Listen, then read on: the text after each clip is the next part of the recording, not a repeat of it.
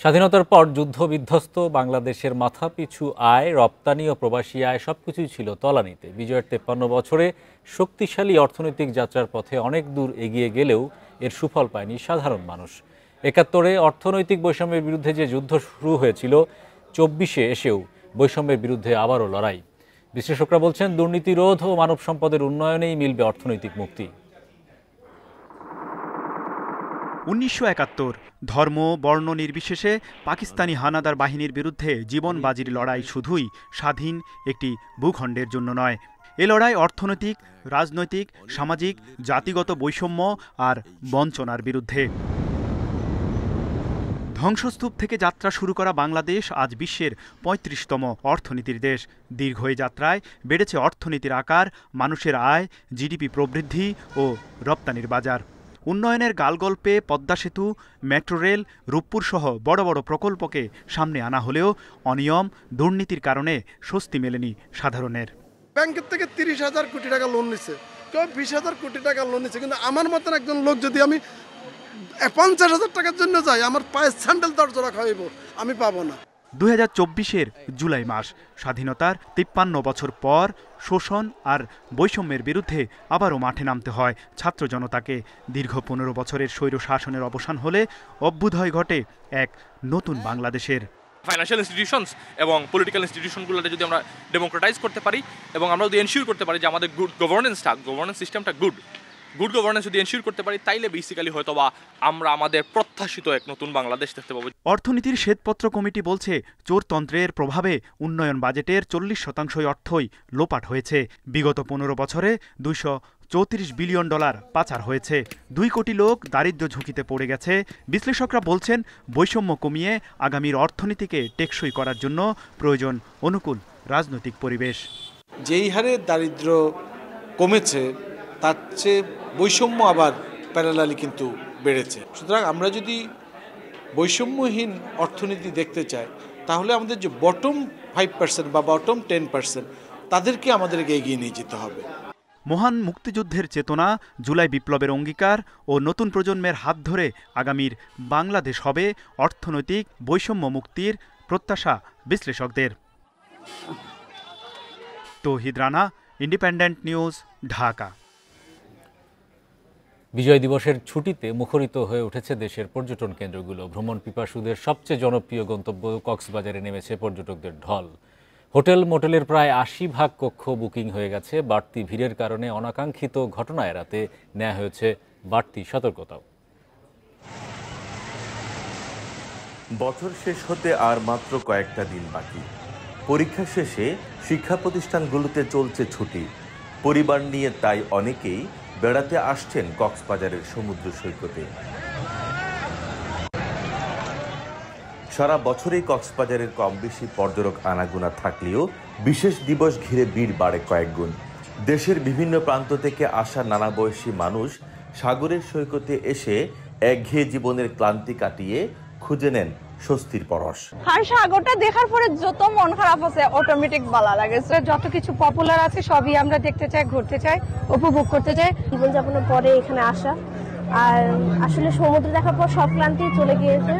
পর্যটন ব্যবসায়ীরা বলছেন, সমুদ্র নগরীতে ডিসেম্বর মাসে প্রতিদিনই লক্ষাধিক পর্যটক আসছেন। বছরের মাঝামাঝিতে রাজনৈতিক অস্থিরতার কারণে ব্যবসায় ভাটা পড়লেও এবার ক্ষতি পুষিয়ে ওঠার আশা তাদের। ডিসেম্বর পর্যন্ত আমরা আশা করি প্রতিদিন 1 থেকে 2 লাখ এবং বিশেষ বিশেষ দিনে 3 থেকে 4 লাখ পর্যন্ত পর্যটক আসবে বলে আমরা মনে করি। পর্যটন শিল্পে প্রচুর পরিমাণ প্রচুর পর্যটক আসবে এবং আমরা যে এতদিন ক্ষতির সম্মুখীন ছিলাম সেটা আমরা পুষিয়ে লাভের মুখ দেখব এবং পর্যটন ব্যবসায়ীদের মুখে হাসি ফুটবে বলে আমরা মনে করি। অতিরিক্ত ভিড়ের কারণে সৈকতে কোনো ধরনের দুর্ঘটনা এড়াতে নেওয়া হয়েছে বাড়তি সতর্কতা। সার্বক্ষণিক সতর্ক অবস্থানে থাকি। আমাদের লাইফ গার্ড ওয়াচ টাওয়ার আছে, এখান থেকে আমরা সার্বক্ষণিক নজরে রাখি এবং আমাদের পেট্রোল টিম পেট্রোলে থাকে। যদি পানিতে কোনো সমস্যা হয়, রেস্কিউ বোট নিয়ে আমরা সেখানে থাকি। কক্সবাজারের হোটেল মোটেলগুলোর 70 থেকে 80% কক্ষ বুকিং হয়ে গেছে। পর্যটকদের সব ধরনের নিরাপত্তা দিতে কাজ করছে ট্যুরিস্ট পুলিশ সহ স্থানীয় প্রশাসন। তৌফিকুল ইসলাম, ইন্ডিপেন্ডেন্ট নিউজ, কক্সবাজার। কক্সবাজারের পর্যটনের আরও খবর জানাতে আমাদের সঙ্গে যুক্ত হচ্ছেন সহকর্মী তৌফিকুল ইসলাম। তৌফিক, কক্সবাজারের পর্যটনে বিনোদনের কি ব্যবস্থা রাখা হয়েছে, পর্যটকরা কিভাবে উপভোগ করছেন সেগুলো? আসলে বিনোদনের যদি কথা বলি তাহলে এখানে শুধুমাত্র সমুদ্র সৈকতে সারাদিন যে সমুদ্র স্থান বা এখানে ঘোরাফেরা ছাড়া আর তেমন কোনো বিনোদনের কোনো আজকে ব্যবস্থা রাখা হয়নি। তবে যে সকল তারকামানের হোটেল রয়েছে তারা নিজেদের উদ্যোগে সেইখানে সাংস্কৃতিক অনুষ্ঠানের আয়োজন করেছে। তো আসলে মূলত আমরা সকাল থেকে এই সমুদ্র সৈকতে ঘুরে দেখেছি। এখানে আপনারা দেখেছেন বিভিন্ন যেই সকাল থেকে পর্যটকরা দেশের বিভিন্ন প্রান্ত থেকে যারা আসছেন তারা সমুদ্র স্নান করছেন, সমুদ্রের সৌন্দর্য উপভোগ করছেন এবং পর্যটকরা বারবারই একটা বিষয় অভিযোগ করেন। এখানে মূলত পর্যটকরা যারা আসেন তারা বলছেন তারা নিরাপত্তার কথাটা যদি বলতে হয় তাহলে এখানে টুরিস্ট পুলিশ রয়েছেন, এখানে জেলা পুলিশ রয়েছেন, সেই সাথে এখানকার জেলা প্রশাসনের নির্বাহী ম্যাজিস্ট্রেট। দেখতে পাচ্ছেন সমুদ্র সৈকতে সূর্য ডুবে গেছে, পশ্চিমের যে আকাশ সেটি অনেকটা লাল বর্ণ ধারণ করেছে। এটি দেখার জন্য এখন পর্যন্ত একেবারে অনেকটা আমরা দেখেছি লক্ষাধিক পর্যটক কক্সবাজার সমুদ্র সৈকতে এখন অবস্থান করছেন। তো আমরা সবকিছু মিলিয়ে পর্যটকদের সাথে কথা বলেছি, তারা বলছেন তারা কক্সবাজারের ভ্রমণে যারা এসছেন তারা এখানকার যে পরিবেশ অর্থাৎ পরিবেশ দেখে অনেকটা সন্তুষ্ট হতে পারছে না। এখানে হকার রয়েছেন, যে প্লাস্টিক যে বর্জ্য সেটি যত্র প্লাস্টিক বর্জ্য ফেলার কারণে এখানকার সমুদ্র সৈকতের যে পরিবেশ সেটা অনেকটা দূষিত তারা বলছেন। পাশাপাশি শুধু সমুদ্র সৈকত মেরিন ড্রাইভ এলাকায় কিন্তু পর্যটকরা ভ্রমণ করছেন। সেখানে যে আজকে হিমছড়ি, ইনানি থেকে শুরু করে বিভিন্ন দর্শনীয় স্থানে তারা ঘোরাফেরা করছেন। তো এখানে যেহেতু যে আজকে বিজয় দিবসের ছুটি পাওয়ার কারণে দেশের বিভিন্ন প্রান্ত থেকে মানুষ এসছেন, অনেকটা চাপ এখানে রয়েছে, প্রায় লক্ষাধিকের চেয়ে বেশি পর্যটক কক্সবাজার ভ্রমণে আসছেন। তো সেই ক্ষেত্রে এখানে যারা ভ্রমণে আসছেন তাদের যাতে কোনো ধরনের অসুবিধা না হয় বা বিভিন্ন হোটেল কিংবা রেস্তোরাঁ যাতে খুব গলা কাটা কোনো ব্যবসা করতে না পারে বা তাদের যে সমস্যা করতে না, সেই বিষয় নিয়ে কিন্তু তারা খুব সিরিয়াসলি মনিটরিং করছেন। তো সবকিছু মিলিয়ে আজকে এবং আগামীকাল থেকে পর্যটকরা চলে যেতে শুরু করবে এবং মোটামুটি এই ডিসেম্বর মাসটুকু পর্যটকদের চাপ থাকবে বলে হোটেল ব্যবসায়ীরা আমাদেরকে জানিয়েছেন। ধন্যবাদ তৌফিকুল ইসলাম আমাদের সঙ্গে যুক্ত হওয়ার জন্য। চলতি অর্থ বছরের জুলাই থেকে নভেম্বর 5 মাসে বার্ষিক উন্নয়ন কর্মসূচি এডিপি বাস্তবায়নের হার কমে দাঁড়িয়েছে 12.29%, যা এক দশকেরও বেশি সময়ের মধ্যে সর্বনিম্ন। বাস্তবায়ন পরিবীক্ষণ ও মূল্যায়ন বিভাগ আইএমইডি প্রকাশিত প্রতিবেদনে এসব তথ্য উঠে আসে। গত অর্থ বছরের একই সময়ে বাংলাদেশের এডিপি বাস্তবায়নের হার ছিল 17.06%। গত এক দশকে দ্বিতীয় সর্বনিম্ন বাস্তবায়নের হার ছিল 2015-16 অর্থ বছরে 16.84%। আইএমইডির মতে চলমান ও নতুন প্রস্তাবিত প্রকল্পগুলোতে পর্যালোচনা শেষ না হওয়ায় অনেক প্রকল্পে অর্থছাড় কমে যাচ্ছে। এর প্রভাবে এডিপি বাস্তবায়নে ধীর গতি দেখা দিয়েছে চলতি অর্থ বছরে। সরকারের এডিপি বরাদ্দ ছিল 2,78,288 কোটি টাকা। মহান বিজয় দিবস উদযাপনে দেশের বিভিন্ন জায়গায় বিজয় মেলা সহ নানা বর্ণাঢ্য আয়োজন করা হয়েছে।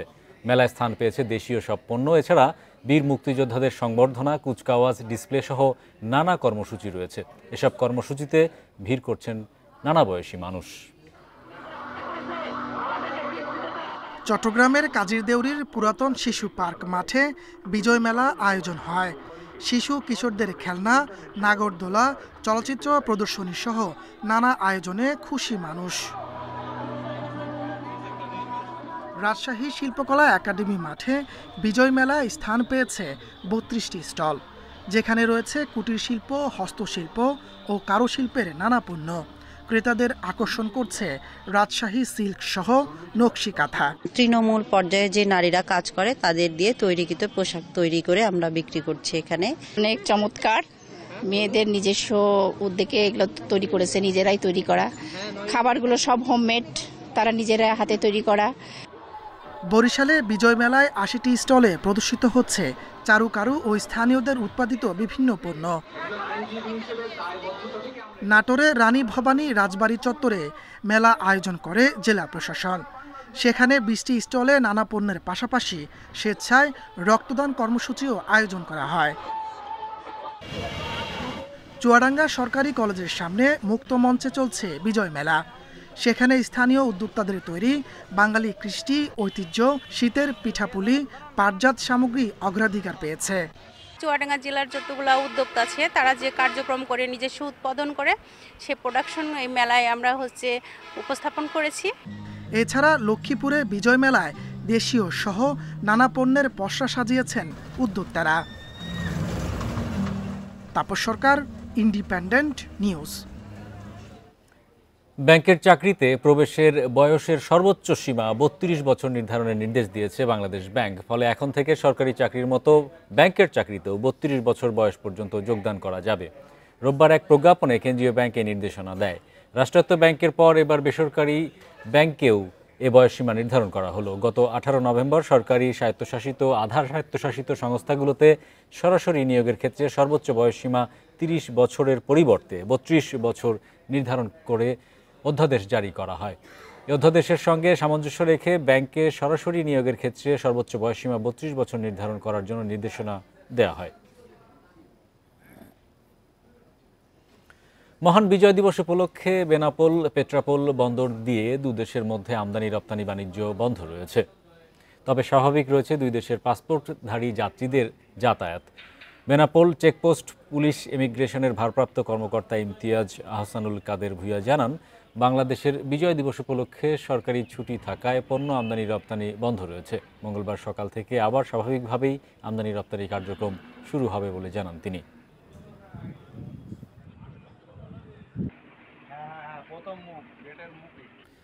মহান বিজয় দিবস উপলক্ষে রাজধানীর মানিক মিয়া অ্যাভিনিউতে চলছে সর্বজনীন কনসার্ট। আমরা সরাসরি যোগ দিচ্ছি সেখানে।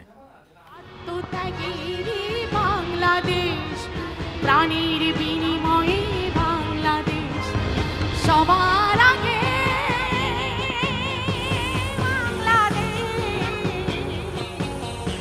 সবার আগে বাংলাদেশ সবার আগে বাংলাদেশ সবার আগে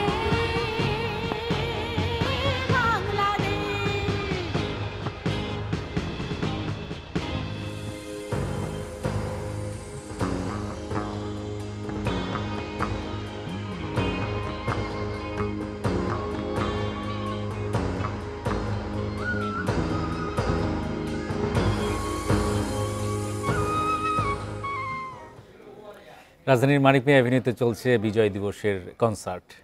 এই ছিল আজকের অর্থনীতি সারাদিনে। আমন্ত্রণ আমাদের পরের আয়োজনে।